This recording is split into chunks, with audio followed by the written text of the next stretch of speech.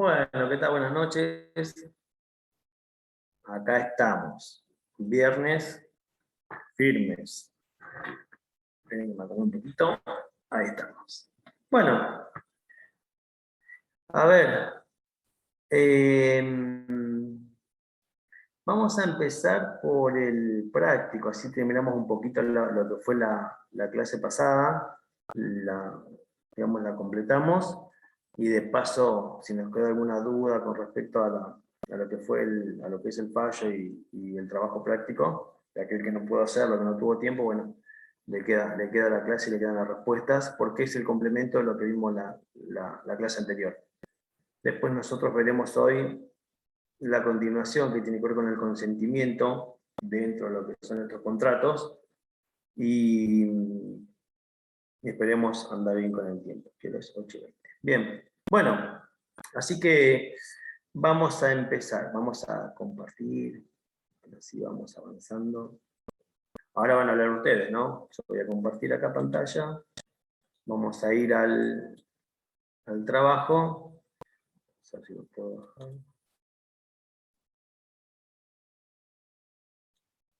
Bien, sin pelearse, de a uno, vamos contestando las respuestas. Vamos contestando el que quiera comentar la primera y la segunda respuesta, me dice, a ver qué entendimos. Acá esperamos.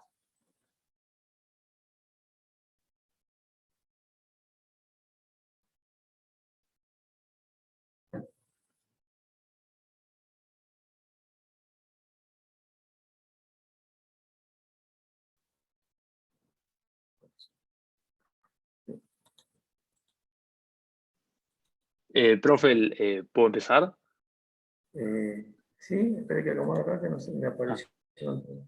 Bien, ¿quién habla? Francisco. Sí.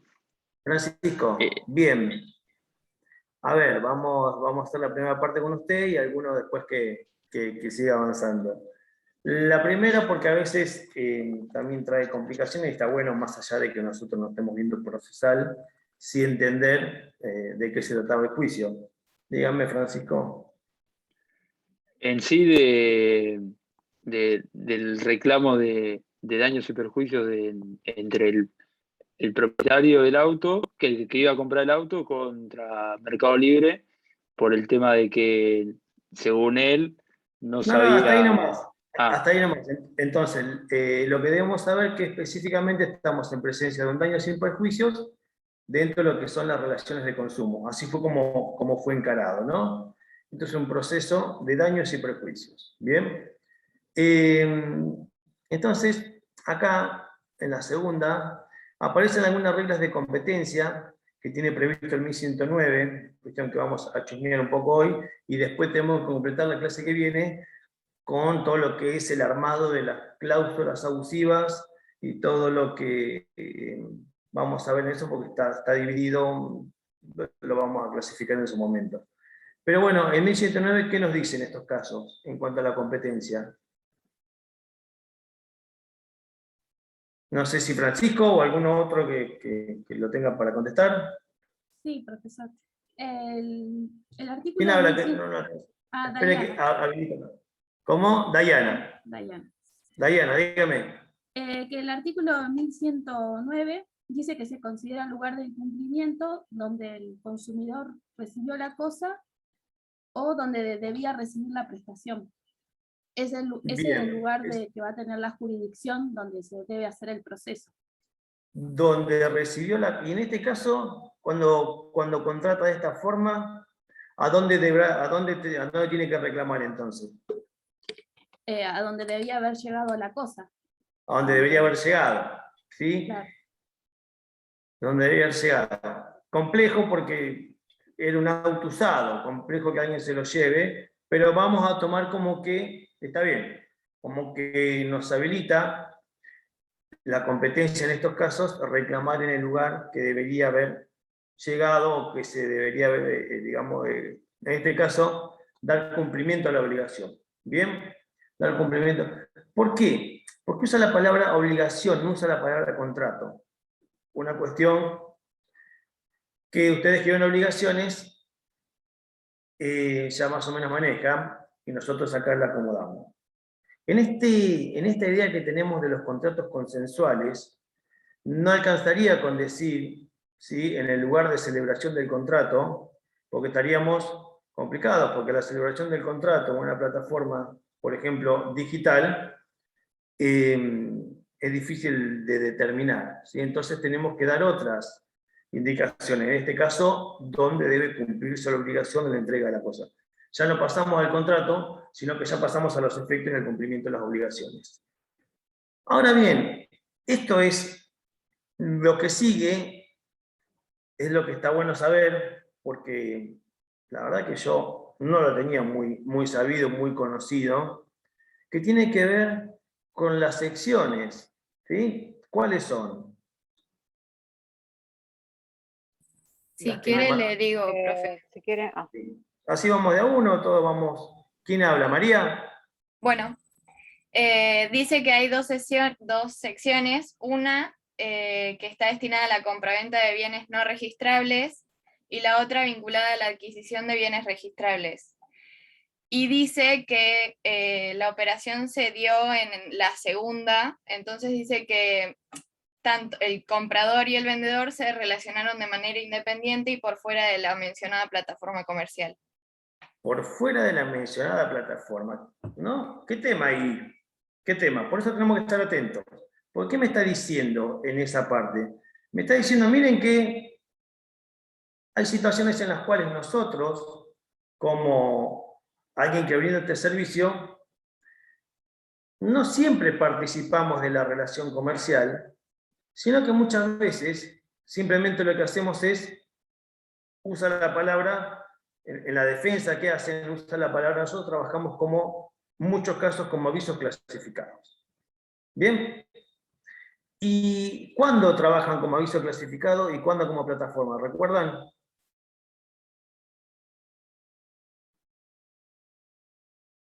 Porque hace la diferencia a que me tomen el reclamo como consumo o que no me lo tomen.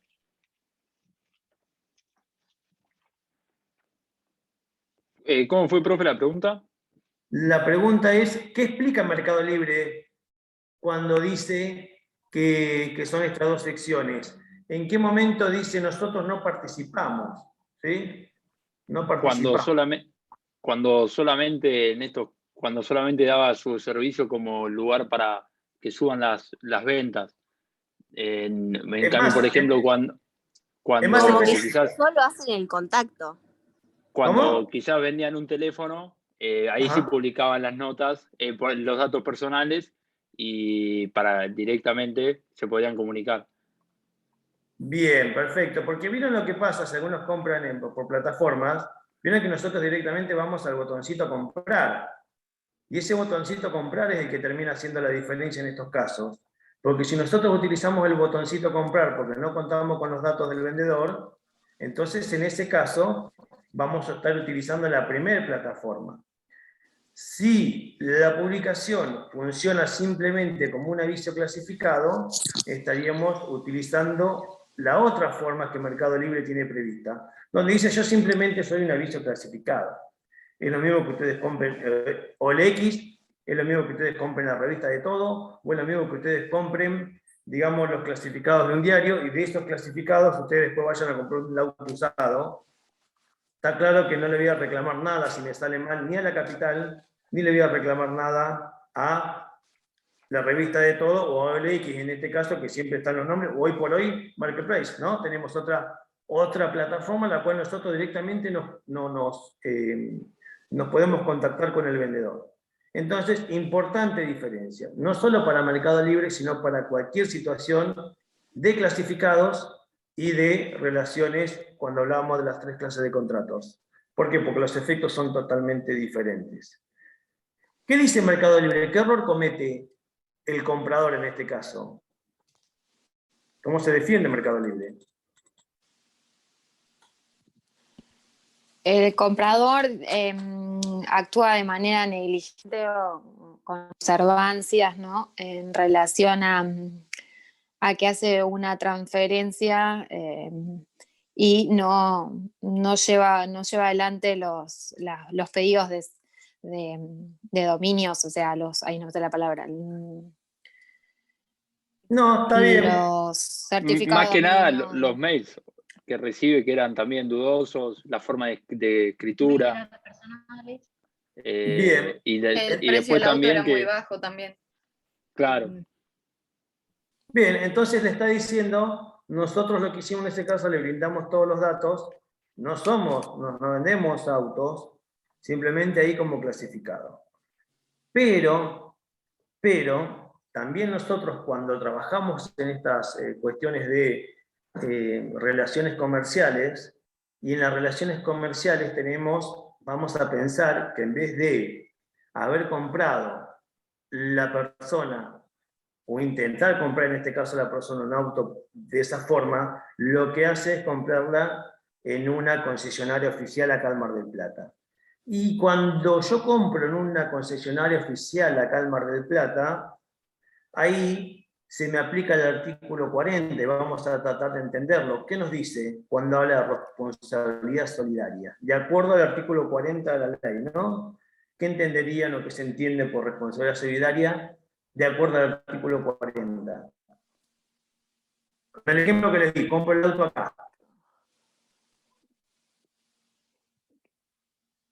En el caso de Mercado Libre tendría que responder. Si lo tienen respondido, Claro que de la responsabilidad objetiva, ¿puede ser?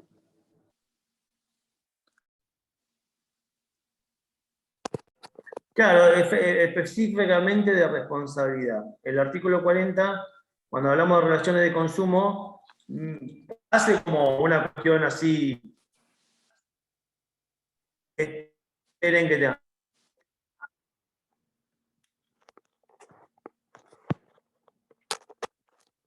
Se me corta. Sí, a mí también. Sí, volvimos ahí, ¿me escuchan? Ahí está. Ahora Se cortó, sí, Ahí no- está, no profe. sé qué, se cortó. Bien, la consulta era si, porque el artículo 40 lo que hace es dar un amplio espectro, ¿sí? ¿Alguien lo tiene a mano para leerlo? Yo lo tengo. yo lo tengo. Ah, Cualquiera. Bueno, leo yo si quieren. Responsabilidad por daños. El artículo 40 dice, si el daño al consumidor resulta del vicio o riesgo de la cosa o de la prestación del servicio, responderán el productor, el fabricante, el importador, el distribuidor, el proveedor, el vendedor, y quien haya puesto su marca en la cosa y servicio, o servicio. El transportista responderá por los daños ocasionados a la cosa con motivo o en ocasión del servicio. La responsabilidad es solidaria, sin perjuicio de las acciones de repetición que correspondan. Solo se liberará, total o parcialmente, quien demuestre que la causa del daño le haya sido ajena. Bien, bueno, ¿se entiende? En este caso, ¿qué me está diciendo en este caso? Que yo tengo la posibilidad, si estoy dentro de una relación de consumo, dentro del artículo 40, y voy y le reclamo a la persona que me vende porque tiene algún vicio, porque tiene algún defecto, me está diciendo que cuando yo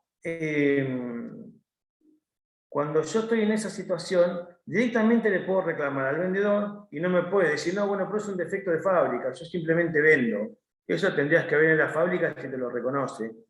Y si yo reclamo a una persona interpuesta, porque es un vendedor, por ejemplo, no ya como oficial, porque hay agencias oficiales y otros lugares donde simplemente venden todas las marcas, pero también estamos dentro de una relación de consumo, ahí me dice, yo puedo ir contra cualquiera.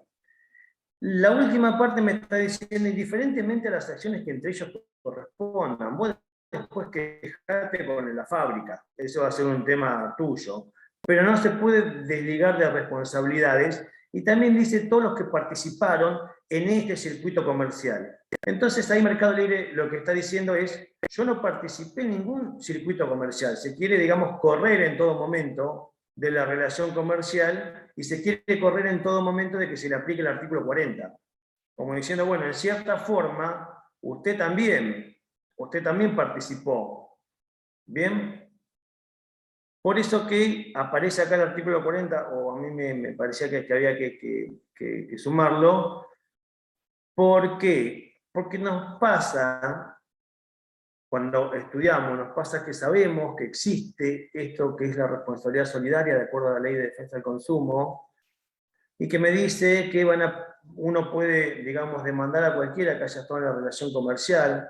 Pasa con una venta común. Si yo compro imaginen que yo compro un alimento en mal estado en alguna cadena de supermercados o en cualquier negocio, yo voy a demandar negocios. Yo que sé quién, dónde lo fabricaron, cómo, y si viene de otro país, con más razón. No tengo ninguna chance de hacer ningún tipo de reclamo. En todo caso, en sus relaciones comerciales, que esa persona jurídica arregle lo que tenga que arreglar ahí para arriba, pero yo te reclamo a vos. ¿Sí? Lo que hace este código es decir, nos da la posibilidad, si usted participa en la relación de consumo y si usted a la vez obtiene beneficios por esa situación, va a responder. Otra de las cuestiones por las cuales Mercado Libre, en este caso, se aparta o quiere apartarse de la 24240, es porque es una cuestión muy importante determinar si en esa relación de consumo hubo beneficios o no, ¿sí? Si se beneficiaba o no se beneficiaba con esta relación de consumo, si se beneficiaba o no con la compra-venta, a diferencia de otras que claramente cuando yo aprieto comprar, cobra comisión, ¿no? Bien, ahí tenemos esto. Bueno, en la primera instancia, ¿quién le da la razón? Mercado Libre. Mercado Libre. Mercado Le Libre. da la razón a Mercado Libre, ¿sí? Hmm. Y dice, pero sin embargo hay un juez que va un poquito más allá y dice, ¿qué tienen que hacer los operadores para desligarse de esta responsabilidad del artículo 40? ¿Cuándo existiría esta exhibición o exención de responsabilidad? Si demuestra la culpa que le es ajena la culpa. Bueno, Con respecto a los datos personales, ¿no, profe? también. Era algo así como que tenía que demostrar que no tenían conocimiento de que era ilícito lo que estaba pasando, ¿puede ser? No, lo que básicamente también aclara es que los operadores tienen que haber sido claros en todo momento con la situación, y Mercado Libre después dice, siempre está claro. ¿Por qué? Y acá hay un tema, que nos pasa a todos, porque vamos a ser sinceros. Mercado Libre dice que existen dos secciones en las cuales se trabajan de dos maneras diferentes. Eso queda claro cuando usted se loguea y nosotros entregamos los términos y condiciones. ¿Quién los lee? Yo no me pongo a leer los términos y condiciones de cada lugar que me logueo, es la verdad. Mal, pero tampoco si es un choclo. Si vos por ahí querés hacerlo y te vas a poner a leer, bueno, lo cierto es que ya es responsabilidad mía, yo no leo. ¿Sí? Y que yo pongo acepto, porque quiero avanzar y lo quiero hacer rápido. Y él dice, en los términos y condiciones, porque la justicia dice, si usted fue claro, ahí viene la claridad después y todo el deber de información que uno tiene el derecho de saber, y los que prestan servicios la obligación de brindar. Este deber de información, ellos dicen, está cumplido en los términos y condiciones. Y es cierto. ¿Sí? Está cumplido los términos. Entonces el fallo dice, bueno, para eximirse de responsabilidad, entre otras cosas, la información tiene que haber sido clara en cuanto a que no, mire, que una vez que usted trabaja por este lado, fíjese, es lo mismo que vaya a comprar un auto acá a la vuelta, tome recaudos, nosotros no tenemos nada que ver ahí. ¿Bien? Y acá donde cuando yo pedía que me entreguen los prácticos, había muchos errores en la 8. ¿Es una relación de consumo o no? No, para mí no. ¿Alguno piensa que sí? Yo creo, profe, que hay relación de consumo en lo que sería que Mercado Libre está prestando el servicio en ese caso. Quizás no como vendedor, pero sí como prestar servicio de del lugar donde se van a realizar las compras y las ventas. Que también, como nosotros no leemos los términos y condiciones, yo creo que quizás a veces te pueden agregar algún término y bueno, y ahí cambian el contrato en sí. Bien. Bueno, vamos a pensar que el fallo, en este caso, nos dice que no hay relación de consumo. ¿Bien? Nos dice que no hay relación de consumo.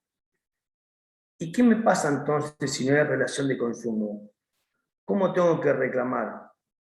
De forma particular, porque no voy a estar dentro de esta clasificación de los contratos que ya vimos. Cuando vimos clasificación de los contratos, dijimos que teníamos 3 grandes clasificaciones, que era el contrato clásico, el contrato de consumo y el contrato de adhesión.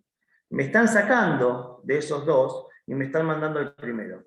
Si me están mandando al primero, me están mandando a la justicia ordinaria. Si me están mandando a la justicia ordinaria, me están diciendo vaya a los tribunales a quejarse, o vaya a la fiscalía. Nosotros no podemos, en este caso, intervenir. Y si nosotros no podemos intervenir como relación de consumo, lo cierto es que usted se manejó por su cuenta y ahora arréglese por su cuenta. ¿Qué tema? Porque ir a la justicia ordinaria no es fácil, ¿sí? Imagine que a la justicia ordinaria uno necesita, para empezar, un abogado particular. Y después todo lo que hay que pagar para comenzar un juicio. A diferencia de defensa del consumidor, que llenamos 3 planillitas y nos llevan a audiencia. Hay una diferencia, ¿no? ¿Qué les parece? Importante diferencia, gran diferencia en la práctica. Que me lleven a la justicia ordinaria porque me dicen no hay relación de consumo, por lo tanto, si no hay relación de consumo, contrato clásico, y el contrato clásico no se define en una relación de consumo. Por eso que yo, por más que vamos a ver que una cosa es estar en un lugar donde yo alquilo propiedades como por ejemplo, una inmobiliaria, o yo alquilo hospedaje como un hotel o un lugar de hospedaje, va a ser muy diferente a que yo alquilo un departamento o una casa que tengo. Porque básicamente no me dedico a alquilar y casas. Entonces, si yo tengo un problema de alquiler con un hotel, o con un hospedaje con un hotel, si yo tengo un problema de hospedaje y ahí participaron inmobiliarias y demás, que cobraron sus comisiones, ahí sí yo puedo ir contra ellos. Y defensa del consumidor me va a decir, bueno, venga para acá, tratemos de solucionar el tema. En una audiencia. Pero si no ingreso en consumo, lo más probable es que en el derecho ordinario trate de resolverlo también en una audiencia, porque lo primero que hace el derecho ordinario con la justicia 2020 es llamar a audiencias.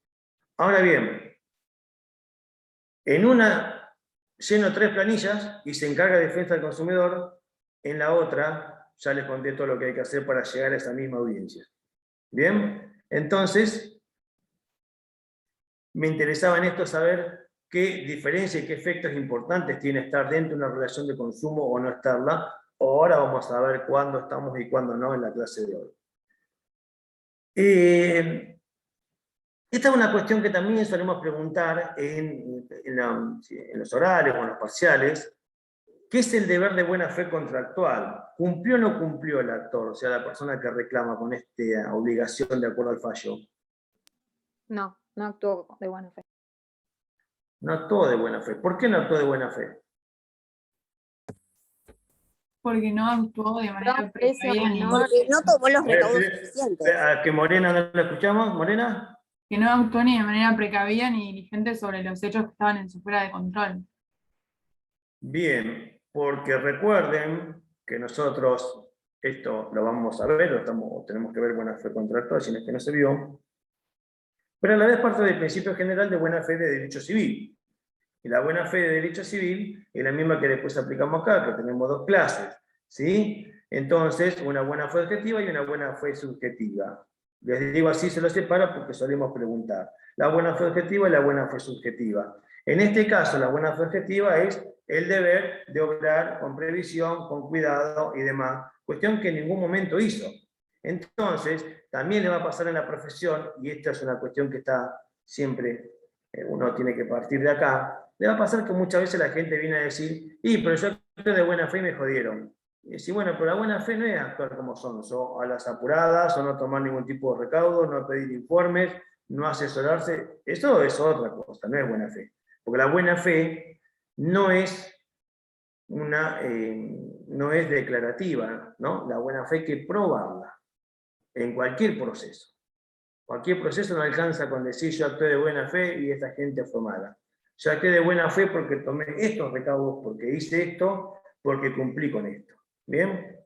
Ya veremos en su momento cuando nos toque ver la compra-venta, cuando nos toque ver las ventas inmobiliarias, los famosos boletos, y la gente que te dice, yo compré con boleto, compré de buena fe, resultó ser que después, bueno, pero vamos a ver qué boleto, todas las cosas que tenemos que tener en cuenta, ¿no? Así que está bien, no se actuó de buena fe. Y el último artículo, que es el 1729 de obligaciones, que ustedes ya lo deben conocer, tiene que ver básicamente con esto de si yo encuentro algún tipo de culpa o dolo en el hecho damnificado, en ese caso yo puedo también eximirme de responsabilidad, ¿no? Esa es, digamos, el 1729, para resumirlo, es eso. Entonces, tomen en cuenta que la idea era para que ahora cuando veamos esta clase tengamos más presente qué es esta relación de consumo, cuándo estoy dentro, cuándo no, y cuáles son los efectos. Entonces, vamos a pasar ahora a ver la clase. Ya con esto visto va a ser más sencillo. Cualquier pregunta la dejan en el chat y la vamos viendo. Que tendré que dejar de compartir. Y tendré que volver a compartir. Una pregunta, ¿este trabajo ¿Sí? no se entrega? O sea... No, porque no se entrega, no. Lo dijiste que era para hablarlo, en verdad, pero... Era para complementar el tema, sí, porque después el tema de las correcciones y las entregas se hace compleja cuando tenemos siempre las clases tan ajustadas, a diferencia de otras carreras que cursás práctico un día y teórico otro. Nosotros tenemos que tratar de meter todo en las clases ante los parciales, entonces no tenemos como para trabajar enteramente y después trabajar con las devoluciones como se hacen los prácticos, ¿sí? Las carreras que se trabaja con práctico y teórico, si alguno tiene otra carrera que tenga práctico y teórico a la vez, más o menos sabe de qué le hablo. Y el que no, en muchas carreras se ven cuestiones teóricas y la última parte de la materia se hace un práctico sobre el tema o directamente tenés prácticos en la semana sobre los temas que se fueron viendo. Nosotros no estamos organizados así en Derecho. Entonces, a mí que me gusta la idea de los prácticos, siempre trato de meter alguno en el medio. Pero para trabajarlo así, nunca con una nota, con una entrega, que a ustedes les sume al momento de estudiar, porque a mí siempre me parece que los fallos son lindos para entender. Te ponen en una situación y después al momento te decís, ¿cómo era? Ah, cierto. Y uno piensa, ¿pero cómo le fue?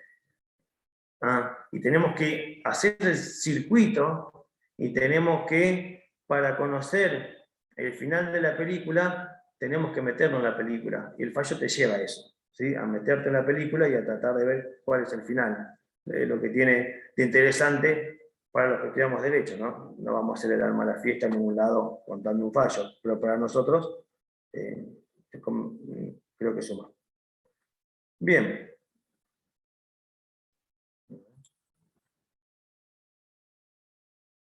Los puntos que vamos a ver ahora, que son los que nosotros nos toca. La unidad 3, de acuerdo al programa, puntos 12 a 16. Bien. Entonces vamos a ver el consentimiento. Ustedes vieron consentimiento, no sé si con Cataldo, ¿no? ¿Cataldo está dando consentimiento? ¿O Gambini? ¿O no viene consentimiento? Sí. Gambini. Si algunos no tienen que estar dando. Y vamos a adentrarnos un poquito en el contrato de consumo, ya cuando vimos el fallo, la vez pasada ya lo clasificamos. Vamos a ver un poco de contrato de adhesión también, como otra categoría, y nos quedará para la clase que viene completar lo que son los efectos del contrato, y en este este caso las cláusulas abusivas y demás. Bien. Y acá, la doctrina clásica, ¿qué me decía? La doctrina clásica, cuando vamos a los libros, cuando vamos al estudio de la materia, va a aparecer la doctrina clásica porque lo que me va diciendo es de nuevo un circuito. Va diciendo que nosotros nacimos, básicamente también con el Código Civil de Vélez, nacemos con esta idea, nacemos con la idea en la cual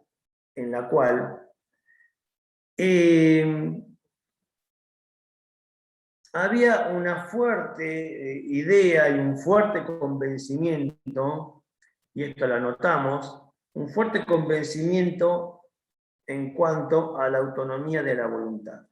¿Sí? La autonomía de la voluntad que me decía o me marcaba algunos principios.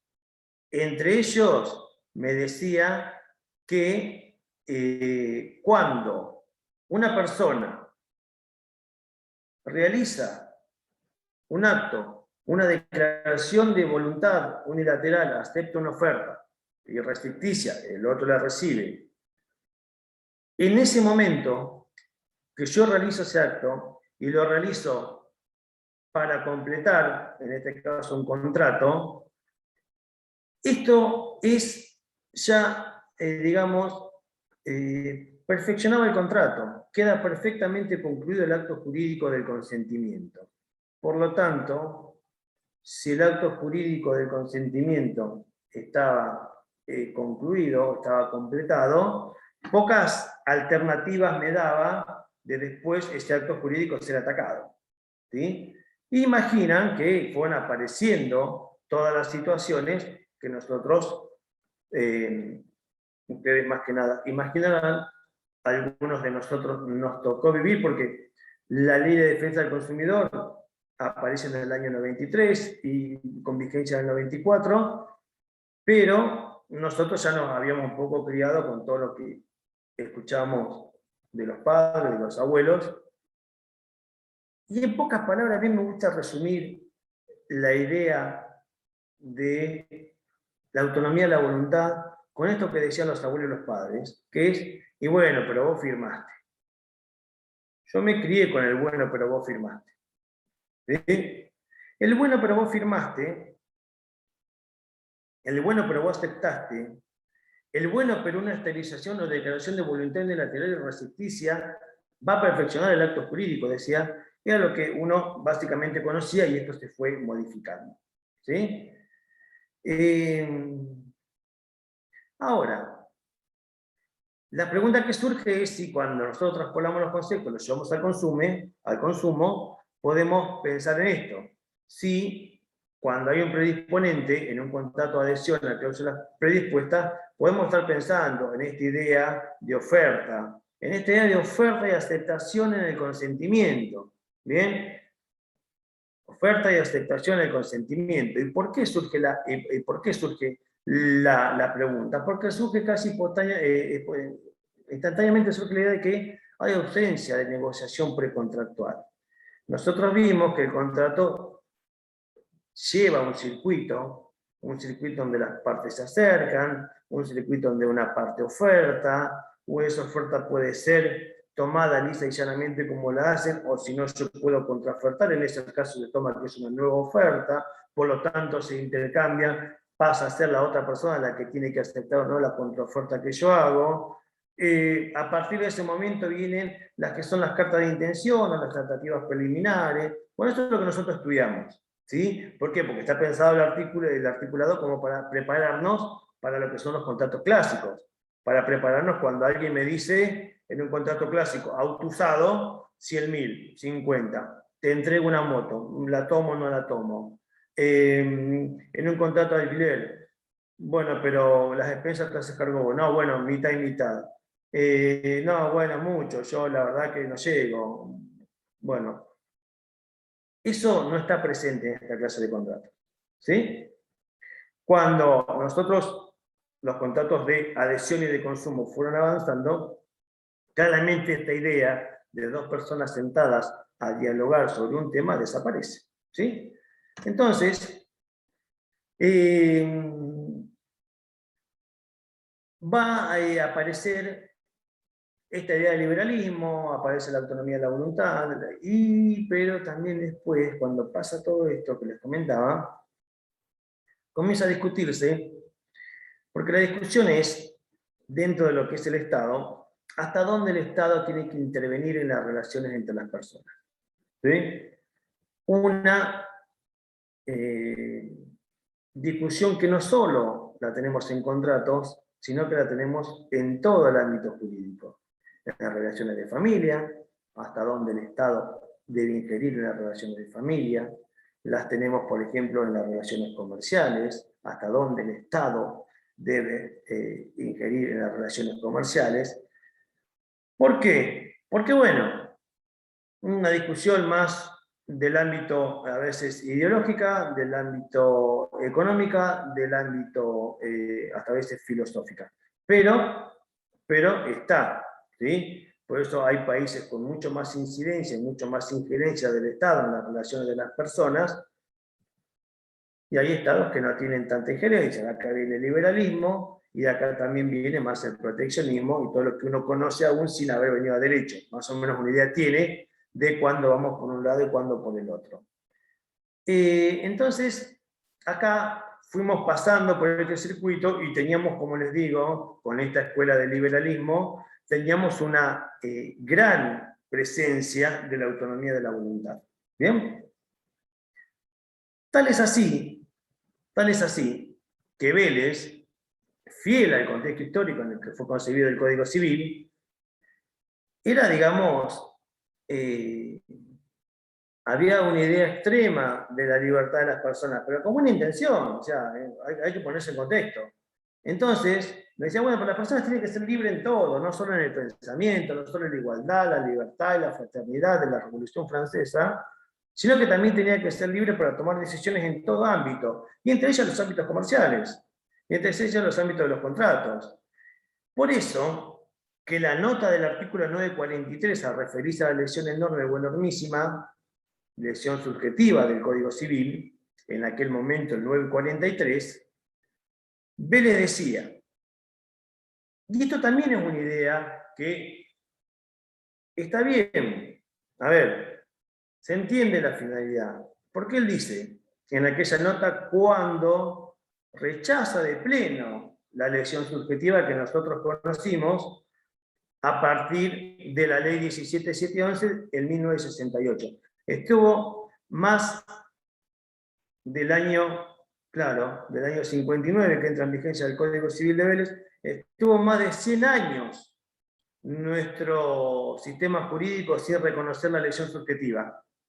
Porque Vélez, habiendo estudiado los diferentes códigos del momento, que también estaban plantados en esta idea del liberalismo, de la autonomía de la voluntad, se expresa cuando dice, bueno, ¿qué piensa? O si voy a regular o no la figura de la lesión, dice no. ¿Por qué? Y acá en verde está bien clarito. Dice, dejaríamos de ser responsables de nuestras acciones, como pasó con este muchacho, por ejemplo, ¿no? El caso que estamos viendo en el fallo de hoy, si la ley nos permitiera enmendar todos nuestros errores o todas nuestras imprudencias. ¿Bien? El consentimiento prestado, libre, sin dolo, error, violencia, y en base a las leyes, deben hacer irrevocables los contratos. Esta fue la idea que nosotros nos enmarcamos durante muchísimos años. Esto es de plena autonomía de la voluntad. Que la autonomía de la voluntad sigue presente, ya lo vamos a ver después, no es que la autonomía de la voluntad desapareció como tal y ahora el Estado es el que regula absolutamente todas las relaciones. Lo que sucede ahora es que hay una regulación diferente y que comienza a contemplar cosas que no existían en ese momento, como son los grandes grupos económicos, los grupos dominantes, lo que ya el Código Civil al principio nos habla, la posición dominante dentro del mercado, y sobre todo, la desigualdad contractual, tomando esta idea de que muchas veces en las relaciones contractuales tenemos una parte fuerte y una parte débil. Una parte que conoce y una parte que no conoce. una parte que está todo el día en ese circuito y una parte que por ahí llega de casualidad a eso porque necesita algo y listo. Entonces, hoy, ¿qué hacemos? Pensamos ya que había que comenzar a ingerir un poco en las relaciones porque se habían comenzado a cometer muchos abusos. Aparece la ley 17711 y la primera vez, podemos decir que comienza a darle un golpe, porque nosotros decimos en derecho que hubo varios golpes, ¿sí? Que el golpe knockout lo da la 24240, que la vamos a ver, pero que nuestro derecho positivo comenzó a tener varios golpes a la autonomía de la voluntad. Empezó a tener varias regulaciones con respecto, pero vos firmaste, ¿sí? Lesión fue la primera, cuando el aprovechamiento de una parte, explotando la necesidad, ligereza o inexperiencia, decía en aquel momento, ahora dice debilidad, de una parte se aprovecha, etcétera, etcétera. Fue la primera vez que se comienza a decir, no, bueno, pero no es tan así que vos firmaste, ¿sí? No es tan así que vos firmaste. Primera vez.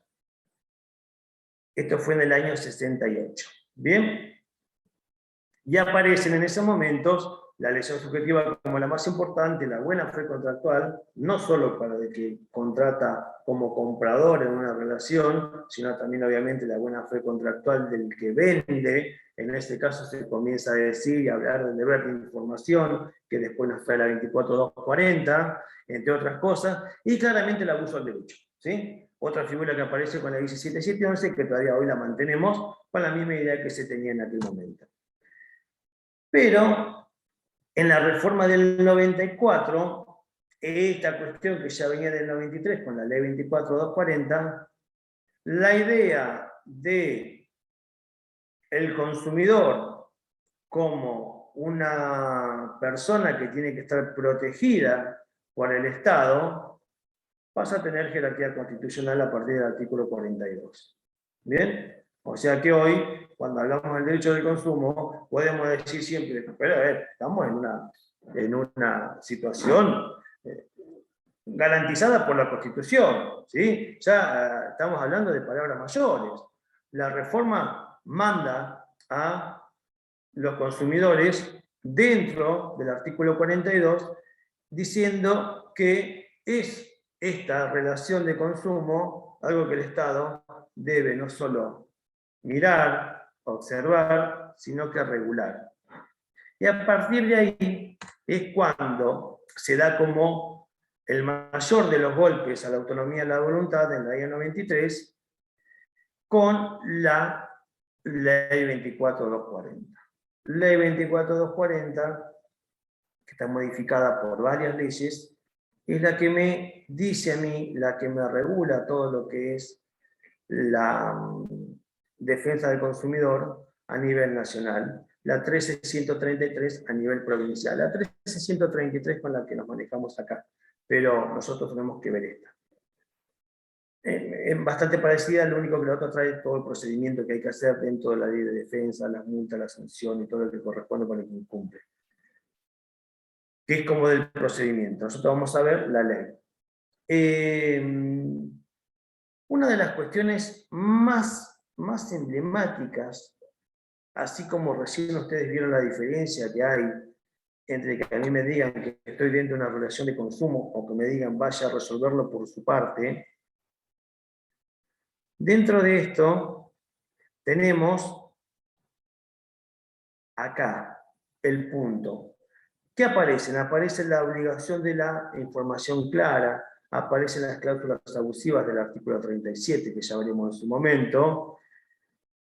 Pero acá, una cosa importantísima, no sé, ustedes no saben el efecto que esto tiene en la práctica, que es la inversión de la carga de la prueba. ¿Alguno tiene idea de qué le hablo cuando digo inversión de carga de la prueba? Los que han cursado procesal. Es cuando la persona cuando se invierte la carga de la prueba, es que en vez de probar yo como demandado, tiene que probar la otra parte la prueba. Lo dije medio... Claro, no, está bien, como demandante, Al como revés. actor. Como actor. Como actor, tengo que demostrar. Bien, ¿por qué? Porque nosotros estamos en justicia lo que se conoce como... Generalmente el que acusa prueba. Generalmente el que acusa prueba, esa sería la regla. Espera que está confuso, ¿eh? ¿Hay algún micrófono más abierto? Estamos ahí. Bien. Entonces, inversión de la carga de la prueba, nosotros estamos en un proceso acusatorio. ¿Sí? Estamos en un proceso acusatorio.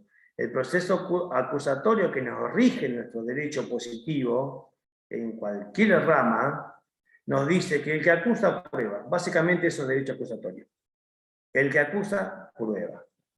Usted me produjo un daño, a probarlo. Usted no cumple con su deber alimentario, a probarlo.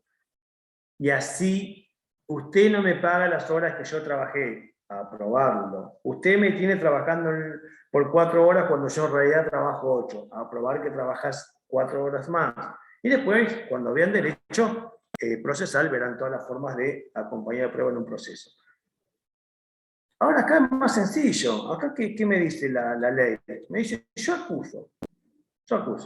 Mire, el servicio de internet que usted me brinda es una porquería. Lo puedo poner lisa y llanamente, claramente con palabras más bonitas, pero parecidas, en la planilla. Y nada más. Y nada más. Nada más. Qué lindo, qué bonito, porque si yo debería hacer lo mismo en el derecho no del consumo, y yo tenía que hacer lo mismo y me mandan a reclamar eso a la justicia, pobre de mí, yo tengo que probar. ¿Cómo pruebo que me anda mal internet? Y ahí poniendo plata. Llamando a un técnico especializado en servicio de internet que me mida la conexión, pero esa conexión que a la vez haga, seguramente ese técnico tendría que estar registrado en algún lugar donde los técnicos, sería un perito. Y los peritos tendrían que tener un montón de requisitos para que la prueba que la acompañe sea válida. Entonces imaginen lo que sería, ¿sí? Probar que el internet que usted me dijo, de 40 megas de subida y 30 de bajada, lo que sea, en realidad lo que me está una porquería lo que me está dando. Alcanza con decir no cumplió, no cumple con lo que me prometió, y tendrá la empresa, en este caso, hacer las mediciones y acompañar las mediciones con cuestiones técnicas para decir, no, nosotros sí cumplimos.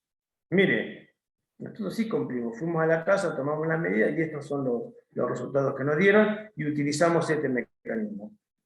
Lo mismo pasa si yo reclamo cualquier cuestión que ustedes imaginen, alcanza con reclamar, alcanza con... La empresa tendrá que cumplir. No me entregó el auto en la fecha que me dijo que me iba a entregar y me tuvo 5 meses sin auto.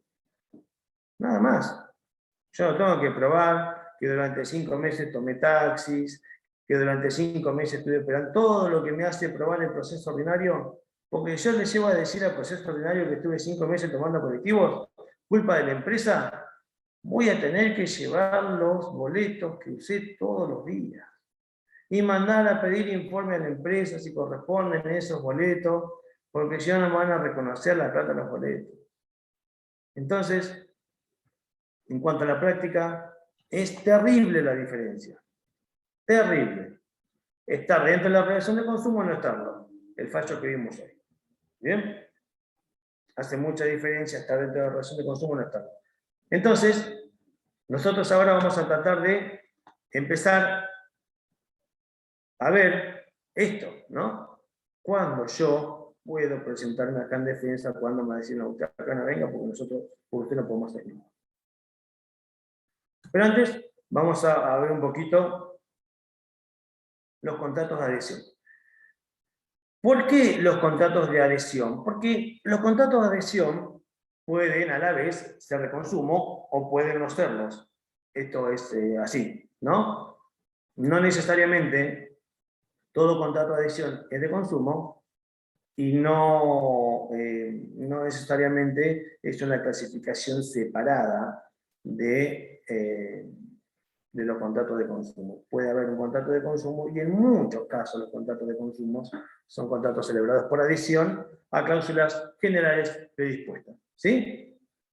¿Cuándo es? Cuando uno de los contratantes adhiere a las cláusulas generales predispuestas de forma unilateral por otra parte o por un tercero, sin que el adherente, el que firma, el que acepta, haya tenido ningún tipo de participación, y podemos decir que, no sé, no tengo un número, pero yo me animo a decir que 95, 97, 98% de los contratos honestos que uno celebra, no estaríamos muy lejos, ¿sí? Si yo pienso en todos los contratos que celebré en este último tiempo, salvo alguna cuestión, no sé, me cuesta imaginar. No sé, alguna cuestión de honorarios, donde uno arregla alguna cuestión aparte, alguna cuestión, qué sé yo. Pero por lo general, si me pongo a pensar en todo lo que yo hice en este último tiempo, adhesión. ¿Sí? Adhesión, cuando contrato un servicio es adhesión, cuando cambio de internet es adhesión, cuando le pedí un préstamo al banco hace unos años, adhesión. 4 tarjetas de crédito me dieron. 4 tarjetas. Le digo, mire que yo tengo, yo venía cobrando por la facultad, y a la vez también esto fue Banco Nación, y a la vez también por Banco Provincia, porque le venía dando clases a la policía y al servicio penitenciario, que los dos son de provincia. Yo capacitaba a la policía y al servicio penitenciario en otras ramas del derecho. Bueno, facultad, Nación, un banco. Nosotros cobramos por Galicia. Banco Provincia, por la policía y el servicio penitenciario. Y cuando voy a pedir un préstamo hipotecario, me dice, bueno, y le vamos a dar 4 tarjetas de crédito. 2 y 2. Pero yo no quiero tarjetas, si no las uso. Le dije que le vamos a dar 4, básicamente, me dijo. No le estoy preguntando si las necesita, si las quiere, si las va a utilizar. Le vamos a abrir esta cuenta bancaria con estos 3 seguros de cuenta. Pero seguro contra el meteorito es mucho para mi casa. ¿Lo quiero o no lo quiere? Sí, lo quiero, sí. ¿Qué me queda? ¿Entendés? Y así son todos los contratos, la inmensa mayoría son a este estilo. Uno tiene pocas. Por más abogado que sea, por más profesor de contrato que sea, no discutí ni el hola ahí. Venga, firme acá, haga esto, y llévese todo esto si quiere. Si no, ¿quién sigue? Es así. Bien, entonces como acá está el dibujito, básicamente en estos contratos de adhesión va a haber una persona que, así con el dedito, me va a decir acá. Y no leas mucho, confía un poco en lo que te dijeron, lo que te estuvimos contando, te dicen. ¿Bien? Había un contrato, yo no creo que exista, no sé si estará hace mucho que hace mucho que no trabajo de forma particular para las empresas. Había unos contratos que entregaban las casas que vendían automóviles. Y era un contrato que era ¿cómo te puedo decir? Era vamos a suponer, un afiche grande, sí, un afiche grande, porque era grande, y el afiche estaba doblado en muchas partes y te quedaba, digamos, como un librito así, pero no era un librito de hoja, era un librito de algo todo doblado. Por lo cual, vos lo empezabas a abrir para ver la cláusula 18. Estaba por ahí, tenía 88 cláusulas, pero ese, te lo entregaban así todo dobladito. A vos te hacían firmar un papel como este, te decían, ¿vio lo que charlamos? Bueno, en un papel como este decía, y por lo tanto me suscribo a las cláusulas, condiciones de contratación que la empresa me brinda en este acto. Yo ni lo leí, no sé qué decía. Yo no digo yo, ¿no? Digo a las personas que por ahí tenían problemas. Pero en un papelito como este, con un dedito que dice firma aquí, uno daba fe de que había leído ese cuadrado todo doblado en varias partes. Eso es adhesión a cláusulas generales predispuestas, que es lo que la inmensa mayoría nos toca hacer en todos lados. ¿Sí? Pregunta, el contrato prendario, por ejemplo, ¿sería un contrato de adhesión también? ¿El contrato? El contrato de prenda. Sí, depende, porque por lo general la prenda está prevista para Es una. bienes registrables, Ujú. para bienes registrables, y volvemos al mismo principio de hoy.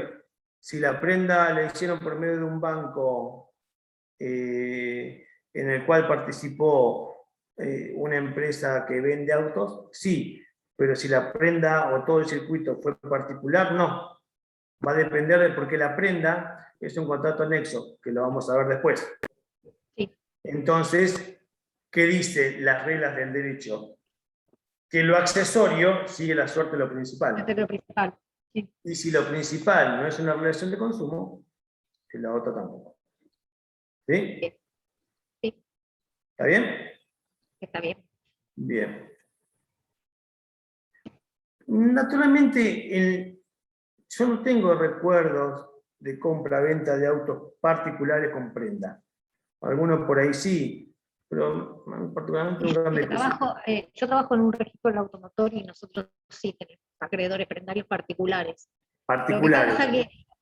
Claro, lo que pasa es que ahora con el tema de la UIF tienen que Sí, declarar la plata que prestan, entonces ahora ha mermado, pero hace unos años atrás, yo hace 14 años que trabajo en el registro, y hace unos años atrás se utilizaba mucho para la circulación de dinero, o sea, para blanquear plata, la usaban mucho, prestaban claro.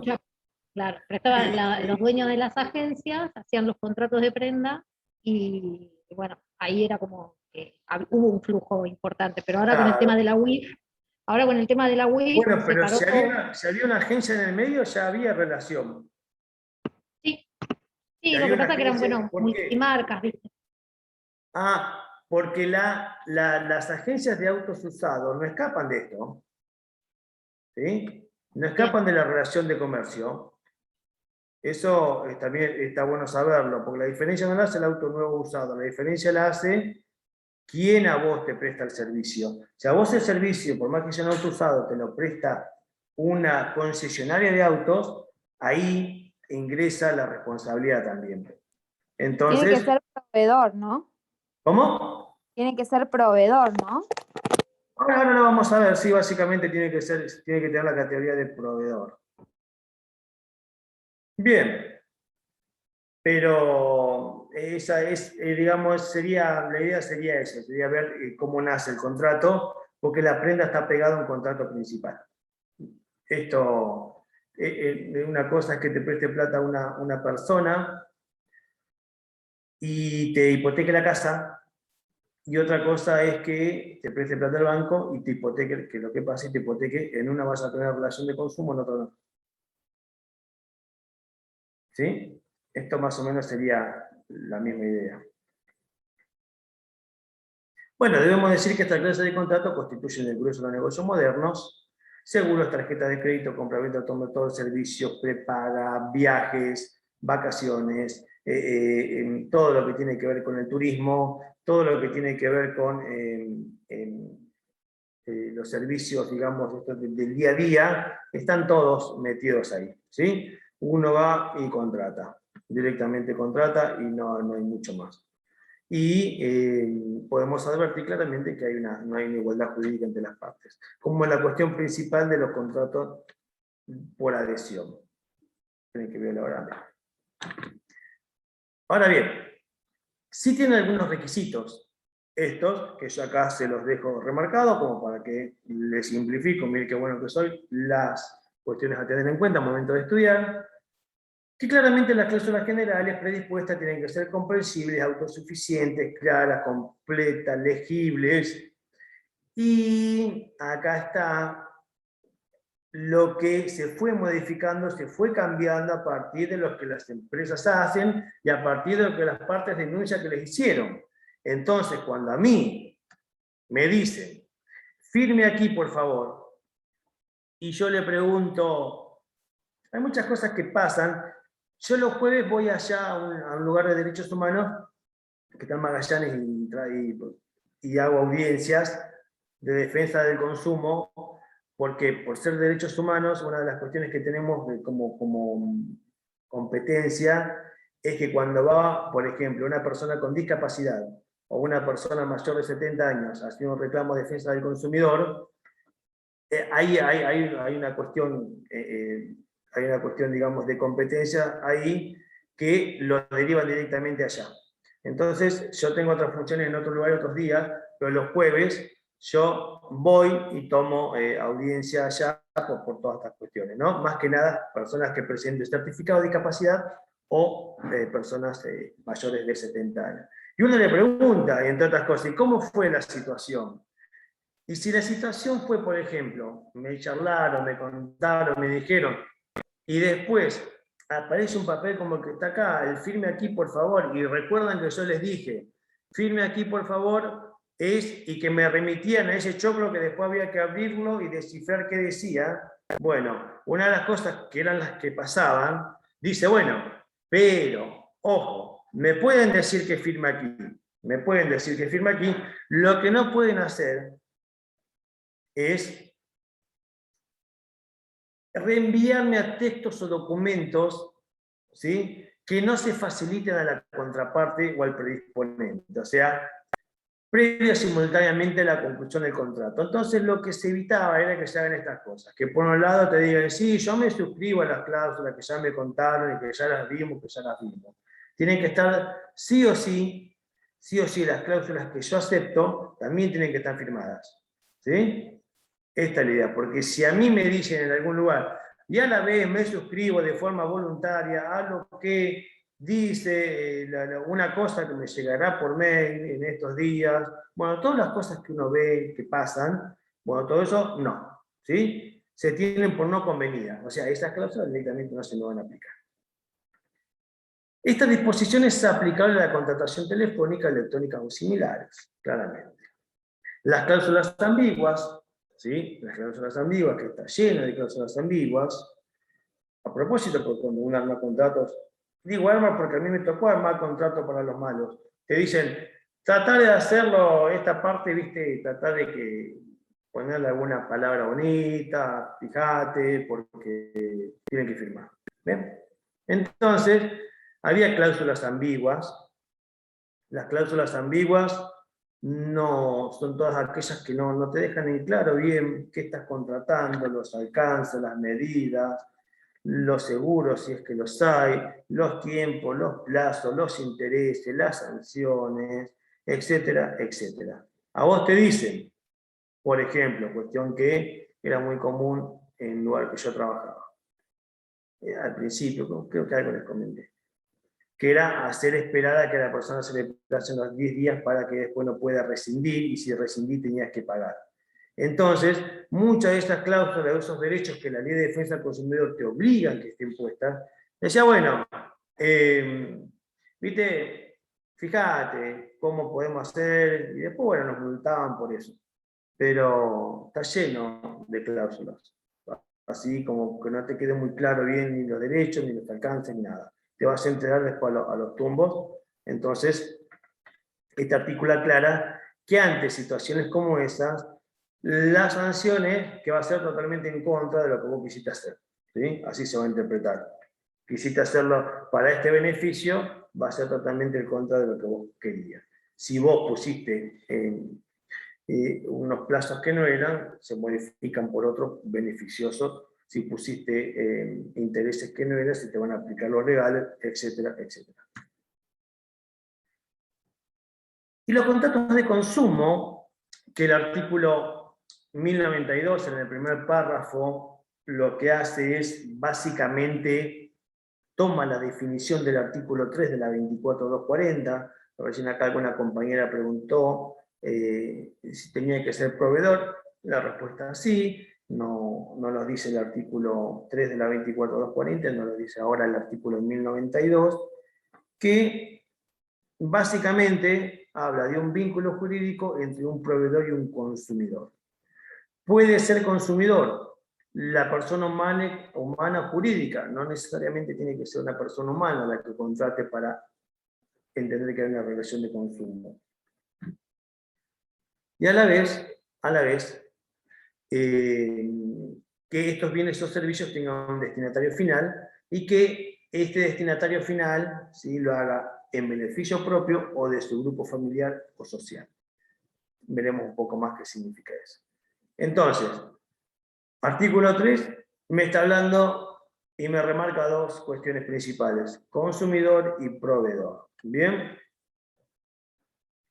Este vínculo jurídico puede provenir no solo del contrato en sí, sino también de la ley, de las normas supletorias y de la responsabilidad de la relación de consumo. O sea, si de alguna forma las partes no aclararon, no dijeron que estamos en presencia de un proveedor o un consumidor, si de la relación de este vínculo jurídico queda claro que estamos en presencia de una relación de consumo, entonces para eso están las normas supletorias, porque la 24240, entre otras cosas, es norma de orden público, se te va a aplicar igual. Y lo mismo que si te aplica la ley, si te aplican las responsabilidades. Bien, entonces, por más que de alguna forma volvemos, lo tratemos de dibujar, lo tratemos de pasar por el costado, tratemos de decir que no es una relación de consumo, etc., para eso están las demás normas, que lo que van a hacer, si notan que estamos en presencia de una relación de consumo, es, te meto en la relación de consumo, aplico la 240 y a partir de ese momento tomo el procedimiento de la 13133 y vamos por este lado. Y acá existe lo que es el diálogo de fuentes. El diálogo de fuentes es una cuestión que se estudia en derecho, más que nada procesal, que es una idea que se le da cuando se estudia para resolver cuestiones. Cuando a vos te toca resolver algunas cuestiones, el diálogo de fuentes es básicamente esto, ¿no? Hay que tomar en consideración todo, porque la manda de la Constitución Nacional y la protección del consumo, una de las cosas que me dice, bueno, es no necesariamente van a salir todas las respuestas, a veces la 24240, porque hecha la ley, dice el derecho, hecha la trampa. Así como vimos que a partir de que apareció la ley 24240, sufrió una inmensa cantidad de modificaciones, porque cada vez que se hace la ley, hay personas del otro lado viendo cómo le pasamos por el costado. Entonces, en ese circuito, este diálogo de fuentes me dice, bien, tomamos como principio la Constitución, tomamos como principio la ley específica, la 24240, ahora también tomamos el Código Civil que viene a regular la relación, pero si por algunas circunstancias no tengo las respuestas ahí, voy a otra fuente del derecho, como son la jurisprudencia, como se resolvió cuestiones parecidas en otro momento, o lo que me puedan decir cualquier fuente del derecho, como por ejemplo todas las leyes tienen fundamento, muchas veces quieren los fundamentos de la ley, qué buscó la ley, qué quiso hacer este artículo, etc. No solo la ley está diciendo... Perdón, el derecho comparado como en el fallo, ¿no? También. El derecho comparado por el fallo, pero bueno, acá creo que la pasamos de largo la pregunta, ¿no? Ahora que me dicen. ¿Es fuente o no del derecho? Josefina habla, ¿no? No es fuente. No es fuente del derecho, bien. Bien. Pero miren que hacen toda una explicación ahí, para decir no lo es. Porque algunos dicen sí lo es, y otros dicen no lo es. Y bueno, una discusión que va más allá de lo nuestro. Nosotros al pertenecer a determinados pactos y relaciones, hay algunas escuelas que dicen, bueno, hay que tomar, yo considero que no, que el derecho comparado, digamos, el derecho extranjero, no. Sí, bueno, sí.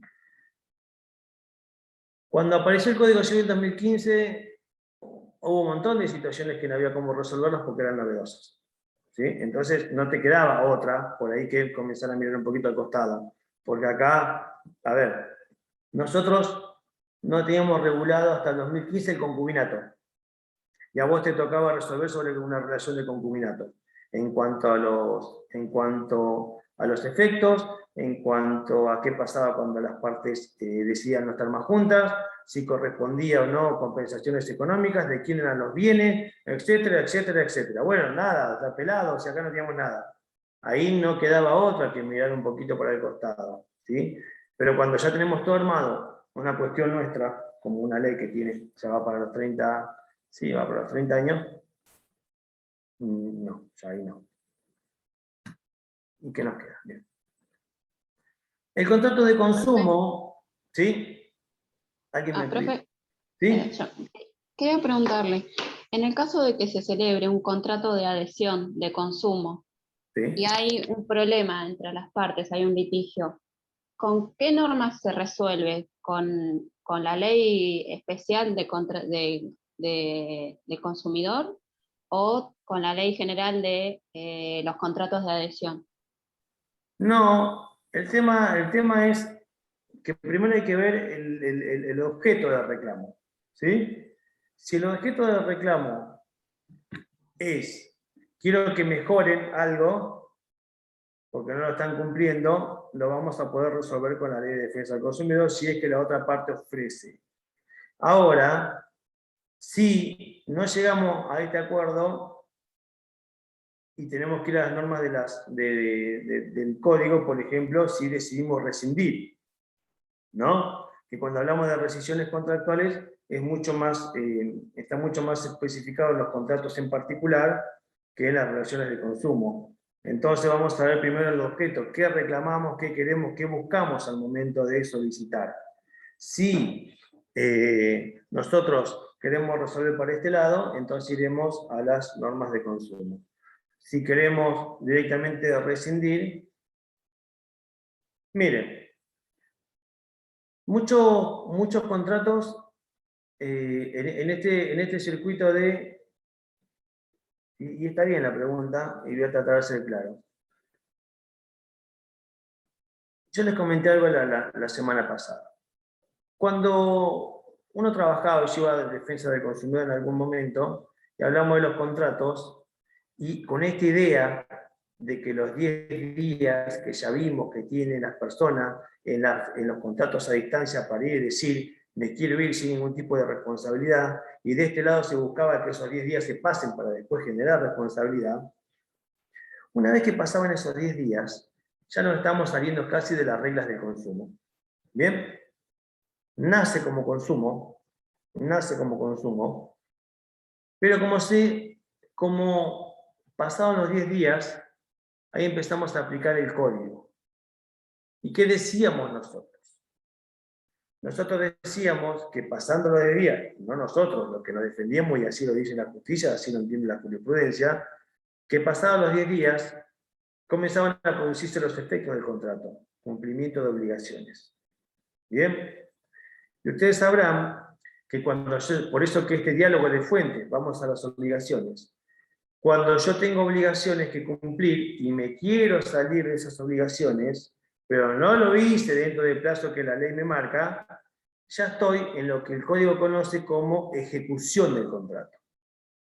Vamos a ver nacimiento, oferta, consentimiento, tratativas, cartas de intención, si es que las hay, consentimiento. Ley, consumo, contratos a distancia, tengo la posibilidad de salirme hasta 10 días. Eso es derecho del consumidor puro. No me van a decir, a usted se le pasó los 10 días, no venga acá. No, porque seguimos estando en relación de consumo porque así nace. Entonces lo van a tratar de resolver en ese mismo lugar la rescisión, pero me van a decir, me van a explicar, ya nos tenemos que ir a las reglas de los contratos. Y las reglas de los contratos me dicen y cuando estamos en principio de ejecución de contrato, yo tengo que rescindir y tengo que rescindir con costos. ¿Y qué costos? O lo que yo acordé en el contrato, en el mismo contrato, los costos de rescisión, o lo que la parte muchas veces, también en este caso firmó o acordó. ¿Y qué serían? Y muchas veces te dicen, autos, ¿sí? Vos podés a la cuota 53 salirte, no tenés que esperar al 88. Bueno, lo que vas a recibir va a ser mucho menos de lo que diste. Ahora mejoró eso igual. Y en este caso, pasaba que te vas a poder salir dentro de los 10 días, ya estamos plenamente en contrato, rescindiendo. Entonces te cobraban los gastos en ese momento se cobraban. Dicen, no, bueno, nosotros ya tuvimos gastos de la presentación, ya tuvimos gastos del alquiler, ya le pagamos las comisiones a los vendedores, ya tuvo que el abogado hacernos el contrato, ya lo tuvimos que el contador, podemos rescindir por esta plata. Y era, básicamente, a eso siempre apuntaban, a que ya pasemos a la parte contractual, salirnos del consumo. Y cuando pasaban esos 10 días, vos te salías de estos 10 días que te daba la ley y ya comenzaba a discutir relación puramente contractual. Entonces, y si era más específico, ¿sí?, en un contrato de consumo más específico, no porque quería rescindir, sino porque las obligaciones ya se habían cumplido, el auto es una compraventa automotor, no deja de ser una compraventa automotor. ¿Bien? Ahí nos teníamos que pasar a las reglas de la compraventa para ver cómo lo resolvemos, pero siempre dentro del contrato de consumo. ¿Bien? Siempre partiendo de que la competencia la va a tener para resolver esa cuestión consumo. Lo que pasa es que en defensa del consumidor, en lo que es la práctica, tiene algunas facultades, pero no tiene facultades ejecutorias. No puede mandar a la empresa como una sanción legal obligar a que te dé un auto nuevo, por ejemplo, si el tuyo venía fallado. Lo que hace defensa del consumidor es llegar hasta un punto.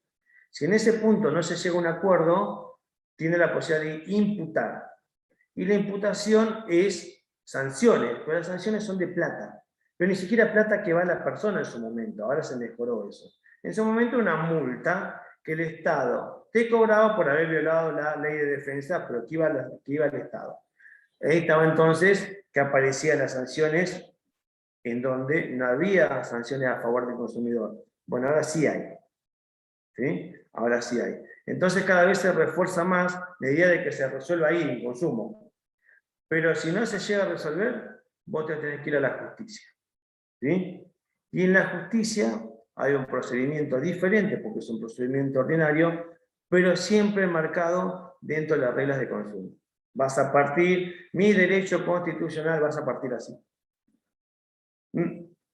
No sé si se entendió, porque tiene su complejidad. Sí, se entendió. Perfecto. Si alguno no entendió, me dice, porque uno va mezclando info y... Bueno, acá está lo que son las prestadoras de servicio. Vamos a tener un consumidor y un proveedor, y esta cuestión importante que es muy importante también en consumo, porque eso también nos genera un montón de inconvenientes y dolores de cabeza, porque decimos, la puta, ya no podemos ir ahí, que hubiera estado bueno.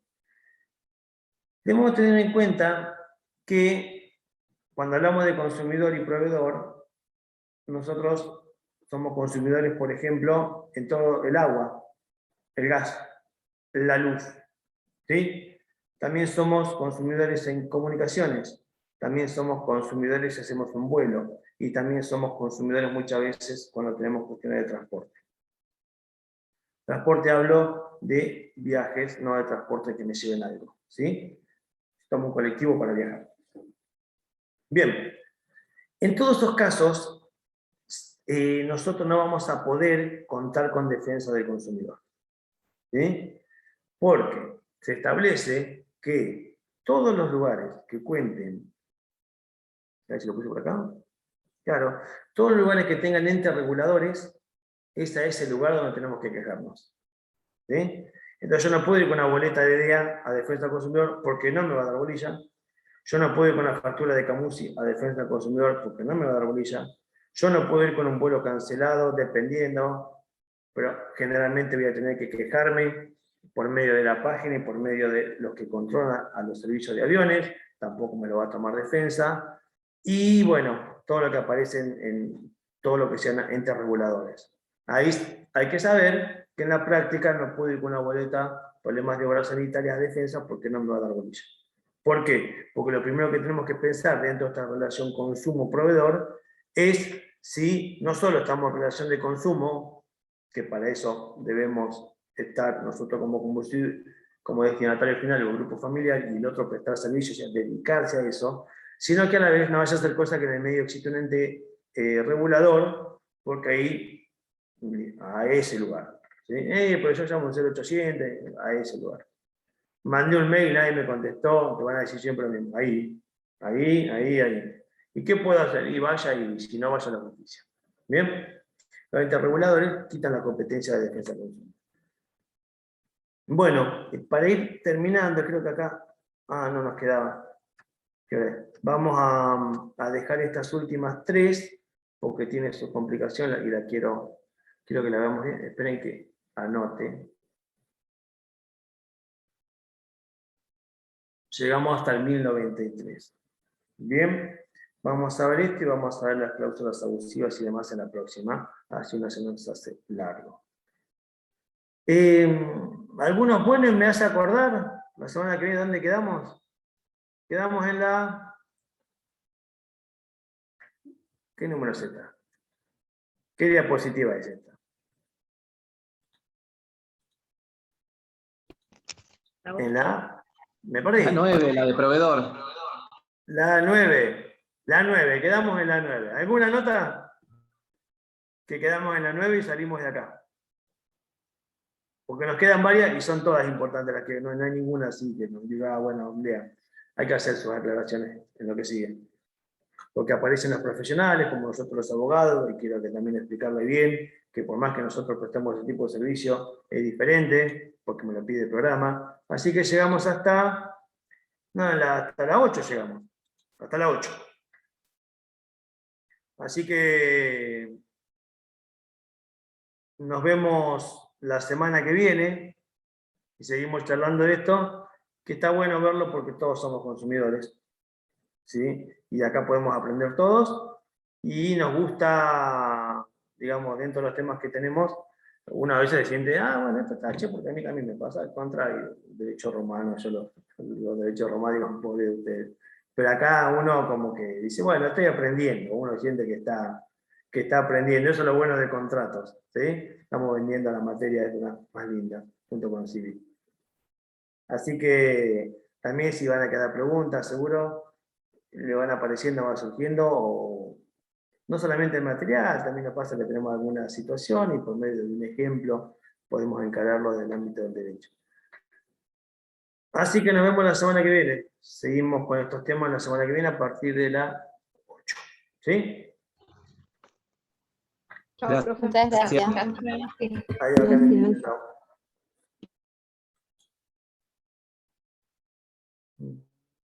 Finaliza.